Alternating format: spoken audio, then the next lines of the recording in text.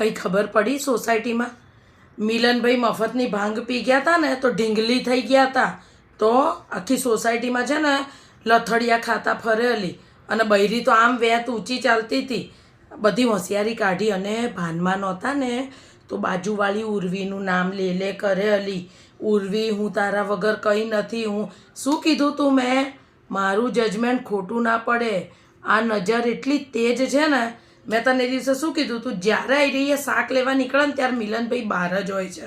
આ બધું બકા બહુ દિવાળી જોઈ છે આપણે, અને બધો પારો ઉતરી ગયો એની બૈરીનો તો. અને માંડ ખેંચીને ઘર લઈ ગયા.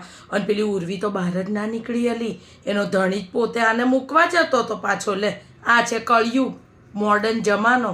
ત્યારે શું પણ એવી ઢીંચી ગયો તો ને, મફતનું ભાળી ન લી તો પ્રસાદની રીતે લેવાય. તો મેં તમને નાટ પાડી હતી, મેં ખબરદાર જો મંદિરે ગયા ને તો મેં તમને ડગલી કરી નાખે હરખાઈના. તો ઘરમાં જ ચોંટાડવાના લી. આવા તહેવારોમાં બહાર જવાય? આ હોળીને બોળીને રંગ બરસે ભીગે ચુનરિયા થઈ જાય પછી કેવી ખબર પડી જાય છે. તો આ બધા ધંધા જ ના કરાય લી. તો ઘરે બેસી રહેવાનું તહેવારમાં. બધી ખબર પડી ગઈ. શંકર ભગવાનનું ત્રીજું નેત્ર ખુલે ને એમ એની બૈરી રાહ જોઈને બેઠી છે. હજુ ભાંગ ઉતરી નહીં, અને કદાચ ઉતરી ગઈ હશે ને તો મિલનભાઈ તો એક્ટર છે, એવું લાગવા જ નહીં દે કે ઉતરી ગઈ છે, એટલે ઓલી ઠોકર નહીં. રાહ જોઈને બેઠી છે તો ધોકો લઈને માથે જ બેઠી છે. ભાનમાં આવે એટલી વાર છે. તું જો આ બધા ઢીંગલી વેડા ઉતારશે એમના. ત્યારે શું બીજું? તાર વરે પીધી હતી ભાંગ? અલી જવા ના દેતી હો, બહુ શરમાવા જેવું થશે. આરો આ ધણી સમાજ છે ને એનો બહુ વિશ્વાસ ના કરાય અલી.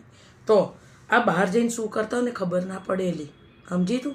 આપણે ઘેર કચરા પોતું વાસણમાંથી ઊંચા ના આવતા હોય, બે ઘડી પંચાયત કરીએ. આપણે આનાથી વધારે શું કરીએ? સમજી? પણ આ ધણી સમાજમાં તો બહુ ધ્યાન રાખવું પડે. ભયંકર ચાંપતી નજર રાખવી પડે. નજર હટીને દુર્ઘટના ઘટી એના જેવું છે ધણી માટે તો. ચલ અલી હેઠ જવું, નહીં તો મારે આ યાર કંઈ ખાઈ પી ના લે, મને તો એ બીક પેઠી છે. તો